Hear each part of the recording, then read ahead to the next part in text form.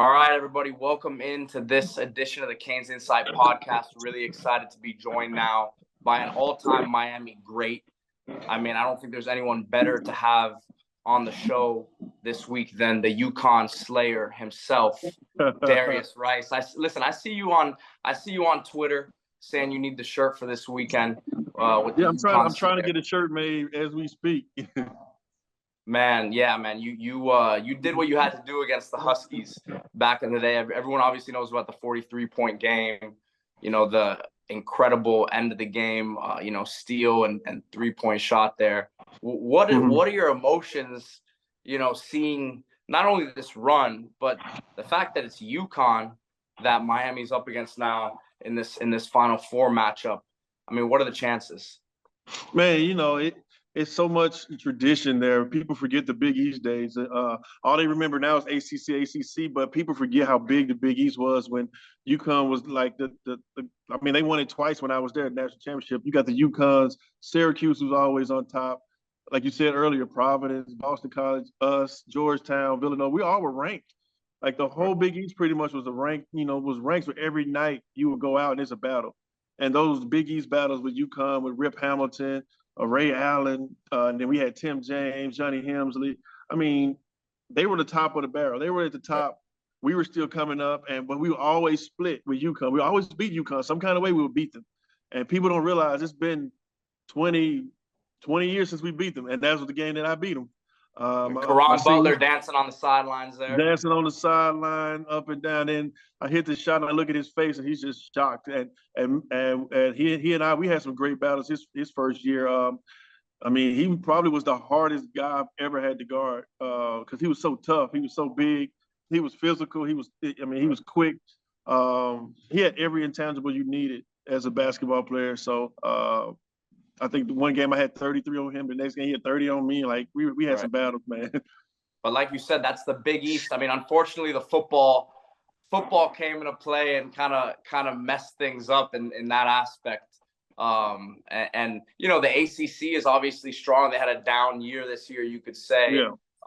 But yeah, man, my dad went to Georgetown. I used to always watch those Georgetown Syracuse battles. Yeah. You always had those great Big East tournaments. So it was sad to see it get broken up, but good for you that you got to experience a lot of those battles. Oh yeah, man. I wish that, the ACC came the next year. I wish I had 1 year in the ACC. I wish I had a COVID year like these guys get now. So they can rack up all these records because they get 5 years. But I had 1 year in the ACC where I could see, it was the Convocation Center at the time as Watsco now, where I could actually see that arena filled with fans from Duke and Carolina. See how big it is now. I wish I had 1 year to see how the ACC would have filled that stadium because I experienced it against UConn. I experienced it against Syracuse in the Convocation Center, but it still felt like, we didn't have our fan base behind us yet. So it'd be more Syracuse fans in Miami. It'd be more UConn fans in Miami. But now it's totally opposite. It's good to see that at the Wasco. Well, and the student center was not what it is now either. Yes, that was always.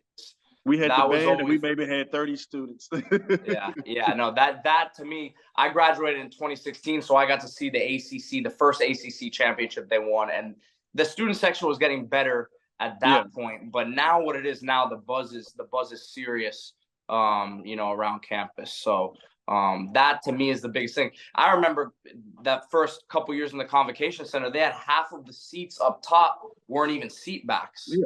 No, when we play, they blocked them off, so it didn't even look bad on TV. Right. So, listen, it's come a long way since then, but that's why, I'm glad to have you on because you're a pioneer in this effort. You were a McDonald's All-American. You had, offers to everywhere you could have wanted to go. Scored 24 points in that McDonald's All-American game. A ton of guys that had, long careers in the league in that game. And you chose to come to Miami at a time that, like you said, it wasn't, what it is right now. Obviously, they had some success previously, Leonard Hamilton. But what made it Miami for your decision at that time when that wasn't the popular decision?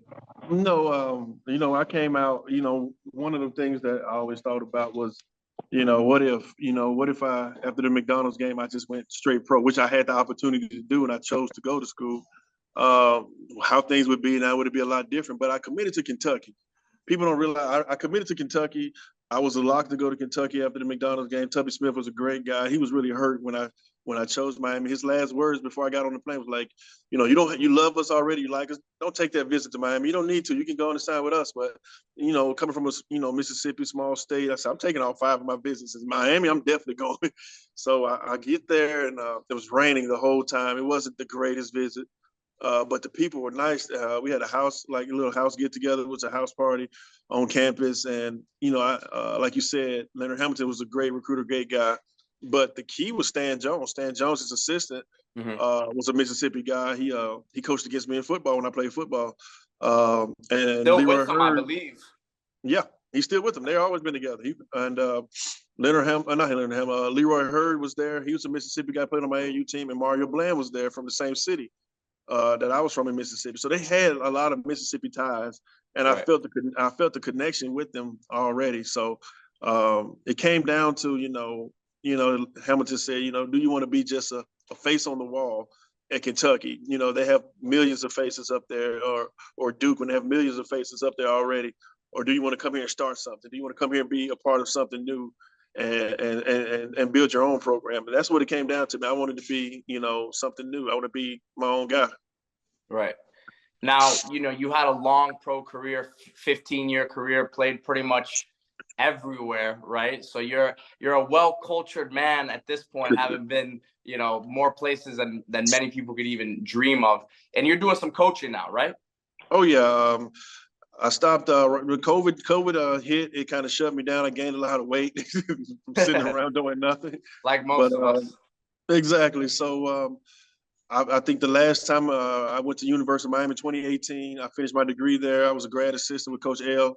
And I went after that, and I played in Dominican Republic, and I played in the Big Three. And then I said, you know what, it's just not the same. My body's not the same right now. And then COVID hit, shut me down. Then I started coaching. Did 1 year at a high school in Mississippi. Went to Mississippi Valley State the year before, and then came here down in South Texas. Nice. So you haven't been around Coach L, right? And just now observing this team and seeing the run they're on. What can you take from his coaching style and just his kind of the way he uplifts the guys and is not one of these yellers and screamers like you see a lot of times, in big time college basketball, right? These guys really get in the face. Now, I'm not saying that that's not necessary at times, right? But his coaching style and the way he's able to rally the team, what can you as a coach take from that and just kind of instill in your guys as well? Well, the one thing I love about Coach L is his family atmosphere and his bond with his players, man. They love that guy. Every player that played from, they love him to death. And they'll run through a brick wall for that coach. And that's something I didn't have as a college coach. I didn't have that bond with Perry Clark. We weren't Perry Clark guys. We were Leonard Hamilton guys. And we did have a transfer portal where you could just up and leave. So I applaud him on how well he bonds with his players. He understands his players. And, he actually led me on the court. Like, I practiced a lot with him that year because they were so short. They only had like 7 players there due to COVID. And, he treats everybody the same. There's no favoritism. That's why they all play like they are. There's no egos. They all share the ball. They all get love. And he doesn't have to scream, like you said, scream and yell to get it done. He's the perfectionist. He's going to run it over. He's going to run it over. Now, he will get fiery, but it's not like a chew you out on your butt type of fire. It's a motivational fire, and that's what I like about it.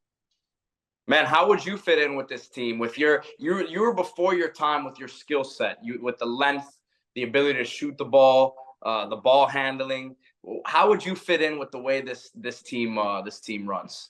I tell everybody all the time, the way I played the game 23 years ago is how they're playing it now. But they were trying to stick me under the basket because they never seen anything that I could do. They haven't seen that before. And now if you're a 7-footer, you got to be able to shoot the ball. Right. So, well, back in the day, if you were your size, he's got to be playing inside. Why is he taking that shot? He's not posting up. When Chris Bosh was taking threes with the Heat, people were saying, why isn't he under the basket, posting up? When at the end of the day, all he was doing was spacing the floor. And you get this label, oh, he's soft, he won't go inside, he won't bang. And, they didn't know the skill was changing, the game was changing. And now if you can't put the ball down, if you can't shoot the ball, you're pretty much a liability in the NBA. You're not going to make it. You look at the big kid from Iowa, great college player, but where can he play in the NBA? Where can you don't have any the Purdue, right? Yeah, the Purdue guy, yeah. Yeah. Like where can he play in the NBA? Nowhere. No. Great numbers, probably one of the best. Maybe some minutes here or there, but yeah, he's if that. So the game now, you put me on that team with the way I used to run and catch alley oops every other play and shoot from the time I walk in the gym and just the energy I brought, the way I pressured. I picked up full court press. I picked up guards at some time. I would fit his system perfectly. The way, just easily. Like when you have Wong and you got Pack who can break people down, and you got me on the wing who could just hit shot, like it would be nasty out there. Yeah, like, just imagine, like who's that three? Wooga? Just imagine me in Wooga's spot. Oh my gosh. Yeah. And listen, Wooga's hit some big shots for sure, but exactly. Yeah, he you were shooting 40% from three at 6'10". Like I averaged 18. My junior year in a physical Big East. So what can I do now in an unphysical ACC? Yeah. No, listen. I was talking to someone about it the other day about your game, and I'm sitting here getting ready for this, looking at some of the old clips and whatnot, and definitely before your time in terms of the skill set, man. But a great career nonetheless. I want to ask you, have a couple more questions before I let you go. James Jones, one of your former teammates, man, looking at what he's been able to do with his career in basketball, does that surprise you at all with what he's done? Or is that just kind of like, has that always been, everyone's always known he was going to go on and do something, extraordinary? Yeah. See, me and James, we had this love-hate relationship, I was the hot-head kid coming in with all this bravado, and I got this, look, I'm going to take y'all to the championship. It's going to be my way. I'm going to lead you guys. He's the guy like, dude, chill out. You just got here. You're the freshman. Relax. It's going to be fine. Slow down. He was that type of guy. He kept us mellow. He kept, by my junior year, I understood what he was trying to do. He kept the pressure off of me. And he tried to keep me, humbled and poised, because he was the guy that was in the background. He wasn't the greatest basketball player, but he was the greatest locker room guy. And I think that's what kept him in the league all those years. He was super smart, man. He could get along with anybody. And, we call him champ because the rings he won with LeBron, because he was that guy that kept LeBron, humbled, and kept LeBron out of trouble, because he was the only guy. LeBron brought him everywhere he was at. He brought him because he really was the only guy he would listen to. Yeah. Because James was that type of guy, and it's showing in his leadership role with the Phoenix Suns. It's, we knew he was destined to great things. I didn't know if it was going to be basketball, but he did have a great basketball career. But we knew he was going to be that guy somewhere. He turned himself into a shooter, because I don't remember him being that much of a shooter at Miami like that. Let me tell you what he did. He was always open, because I'm always double teamed. He shot, I say maybe 40, close to 50%, about 47, 45% his senior year, because I was the one getting double teamed all night. He had easy spot ups. He was wide open. All he had to do was hit him. There you go. Like if you go back and watch film, he's popping top of the key. I'm running around like a chicken with my head cut off because there's two people chasing me. You got him ready for LeBron, for what LeBron was gonna give him when he was at Miami. Exactly, because when I played with Bron in Cleveland in 07, it was stand your butt in the corner. LeBron's gonna find you. Yeah, and not much has changed, it seems like. And that's the problem. It was so hard just standing there waiting for LeBron. Even like it was very hard. It was very hard to just stand there and just wait on LeBron to pass the ball. Like if you watch Kevin Love and Chris Bosh, it took away their games because you're just waiting. You don't have the ball in your hand. That was very hard. Spot up shooters, essentially. Yeah. Yeah, it was very hard for me to do. Mm-hmm. Yeah. So, looking at the matchup this weekend, obviously, UConn, one of the any four of these four teams here are the hottest teams in the nation. So all these teams can play at this point, right? There's not going to be an easy matchup, but UConn does look like they're a tough test, right, for anybody. But the way that they're playing right now with their guys inside, with the depth that they have, how do you see this matchup going for Miami? Well, this is what I see. I see Houston being #1 all year. I see Texas being top 5 all year. I see UConn getting all this hype as they're like the top dog right now that's left in the tournament. I was like, we beat Houston. We blew Houston out. We beat Just Texas. completely took over games late. Yeah, we just destroyed Houston. Then, and by the way, don't forget Indiana was a very, very Indiana good team. Yeah, Indiana's a great team. We came back from 7 with 4 minutes to go against Drake, but I was just looking at the Indiana and the Texas and the Houston team, who were top 10 teams all year, and we just totally took them out their game. Texas up 13 and we win by 7. That's a 20-point turnaround. Right. So UConn is tough. They're big. That's the problem. They're so big, and their bigs are really good. And when you're playing in an arena like NRG Stadium, where you're going to have to be physical inside, because it's a little difficult to shoot those big open arenas, which is what Wooga, which is what Pack does, which is what Wong does. Like Wong, we have shooters, so if we can adjust to the atmosphere and knock down shots, I think we can compete with anybody. But, we've been underdogs every game. Those games are tight early on, man. Those Final Four games always seem like there's a little more clank in the rim. A little more nerves. People a little nervous out there. 2 possessions and you're down 5, and it's hard to get back in those type of games. If you watch the Texas game, it was like back and forth. You're like, is Texas ever going to miss so we can catch up? It's going to be a back and forth game. Right. We can't get down 10 and expect to come back against UConn. Well, and Omier can't get in the foul trouble. He's the key. We got to keep him out of foul trouble. And he has a tough matchup this week. He has a real tough matchup. The no-go. Yeah, no, he's no easy task for him. I wonder if, hopefully he doesn't, but that small ball lineup, well, their normal lineup is a small ball lineup, but even if Omier's out, that small ball lineup had some success against Texas. Mm-hmm. I just don't think you can. But don't forget, Texas was missing their best big player too. Texas was missing these two. Yeah, they was missing their best player. But one thing I've learned when I was under Coach L, and what I see that he does, he makes great adjustments. He doesn't waste timeouts. He makes great adjustments. He has the best pack to paint defense I've ever seen. Like, we totally took Texas out of their game in the second half. And he's not going to let their big guys beat us. He's going to pack that paint and force UConn to shoot jump shots. And we help him recover better than anybody. And listen, that seemed like it was almost a game plan against Texas too. They were just knocking everything down. They were hitting shots, man. They started hitting shots. The first 30 minutes of that game, pretty much. Yeah, and like I said, if they kept hitting shots, they were going to beat us. And what the young coach, I'm glad he got the head job now at Texas, but he didn't know what to make. He didn't know how to make an adjustment. He didn't make an adjustment to that. He let his players keep launching threes. When the game was changing, he should look, I don't want any shots. Drive to the basket, get fouled. But they kept launching threes and letting us back in. Right. Darius, are you going to be out there this weekend? Oh, yeah. I'm leaving Friday. I might take off Friday. I'm headed up there. I will be there. We have the alumni banquet at 5 o'clock, so I'm there, man. I'm trying to catch some of my guys. How far of a ride is that for you? About 3 hours. I'm about 3 hours away. My sister lives in Houston, so we're there. We're in there. And I'm trying to meet the FAU guys. I have 2 players I coach there. Awesome. Brandon Weatherspoon, he's from Mississippi. Elijah Martin. Those are 2 of my guys, so I want to catch them too. So it'll be really big if Miami, if FAU played the championship. Well, listen, I'm sure you're going to have a ton of guys coming out over the next few years that you're coaching too. So I know the Canes. I know, listen, you got to be neutral in these situations, but just let them know there's some good things happening in Coral Gables, man.